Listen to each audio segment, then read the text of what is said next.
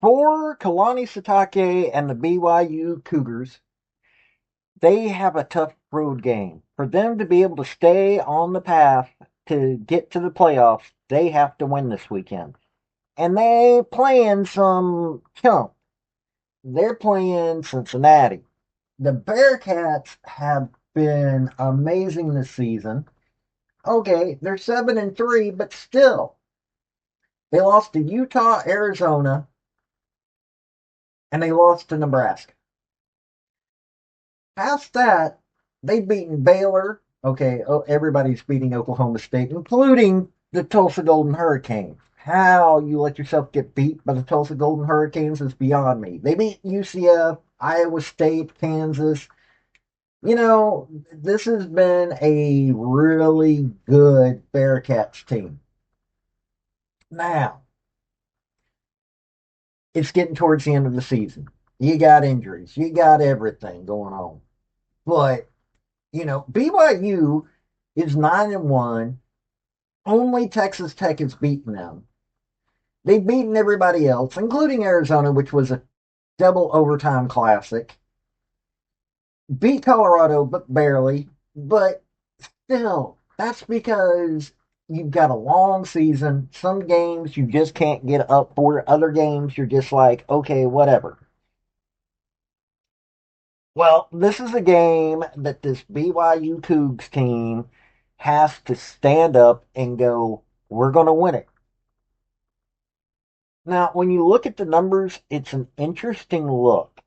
Now, the professionals are saying this is only going to be a 2.5 point differential in the game. I mean, you take a look at it. Cincinnati is a really tough team. They can score. We're going to take a look at these numbers. And it may surprise you who's got the better numbers, or it may not, depending on how well you follow the Big 12. But let me tell you something. I like BYU. I kind of like Cincinnati. I'm not a massive Bearcats fan, but they've got a beautiful stadium. I've been to their stadium. This is going to be an interesting game.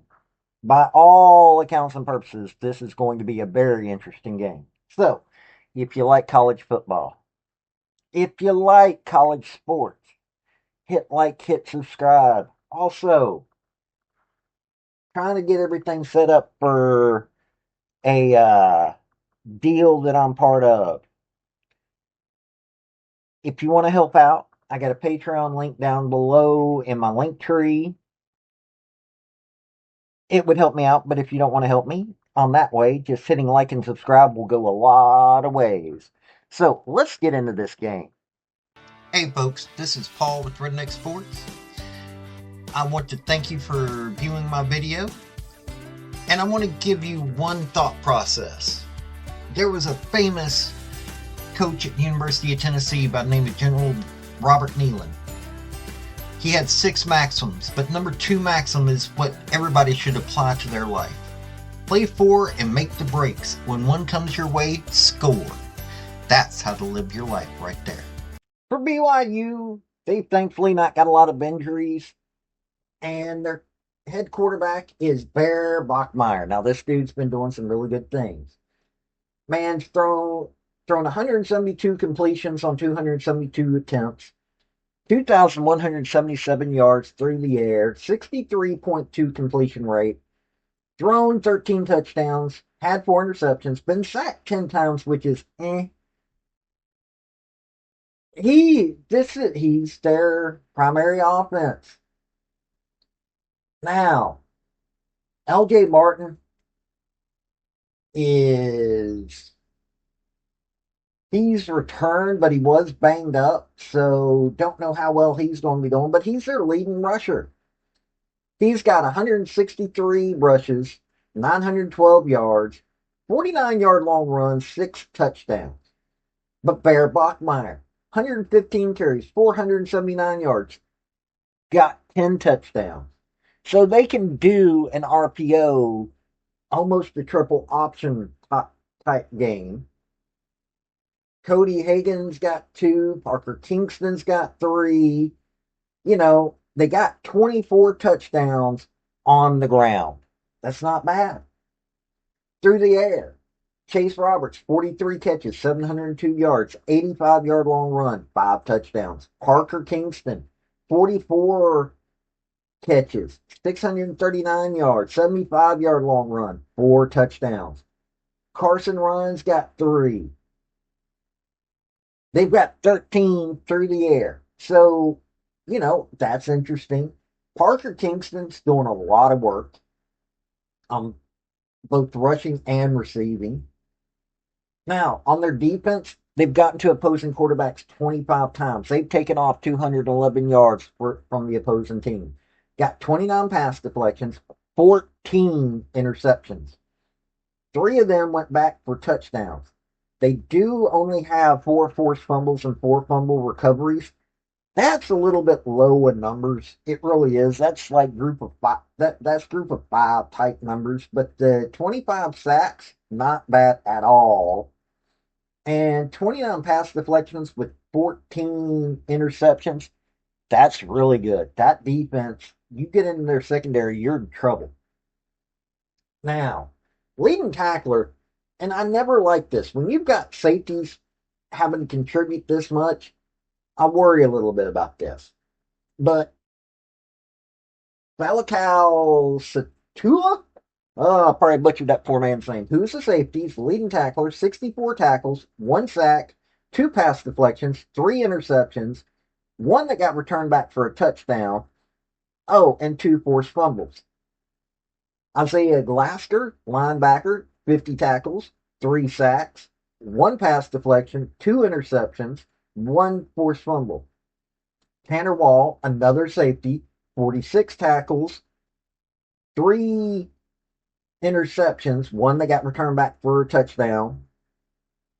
And Jack Kelly, a linebacker, 43 tackles, 7 sacks, 1 pass deflection, 1 forced fumble. This defense is doing a lot of work, and they're more of a team dynamic instead of relying on just a few folks on the defense. Now, penalties, 60 penalties, 495 yards, 49 yards a game. Could be a little bit better, not horrible, especially when you look at a lot of them. Now, you're looking at this, Bear Bachmeier's doing a lot. He's seeing what needs to be done. Kalani Sitake is making sure that this guy's able to use his head, doing some great things out there. LJ Martin, hopefully he's back up and going because he's another part of this offense. And then you got Parker Kingston. Parker Kingston, you can just hand him the ball and he can go, or he catches it and goes. Chase Roberts doing good things. This is a really good multi-dimensional offense with a defense that the secondary you don't want to even get into. They can get to the opposing quarterback. They just need to be able to pop that ball out from their opponent. It's a good team. Now, for the Cincinnati Bearcats, one of the problems that they've got right now, Brendan Shoresby is probable. He was injured in the Arizona game. Should be there. But they also have Caleb Goody and Isaiah Johnson, wide receivers. They're questionable for this coming game. And Evan Pryor, running backs, got ankle problems but should be back. Looking at this team, Brendan Shoresby, 159 of 265, 60% completion rate, 2,218 yards through the air. He's thrown 22 touchdowns, 4 interceptions, only been sacked 3 times. His backups, Brady Lichtenberg and Samaj Jones, both have thrown touchdowns. So they got 24 touchdowns through the air, only 4 interceptions, only got 3 sacks. That's a productive offensive line that is making sure that their quarterbacks can be productive. Now, rushing, Tawee Walker's got 109 carries, 652 yards, 4 touchdowns. It's a little weird that he, even with the 54-yard long run, that many carries, that he's not got that many yards. Now, Brendan Shoresby's got 82 carries, 483 yards, 9 touchdowns. Evan Pryor's got 3 touchdowns. They got 19 on the ground, which is not bad at all.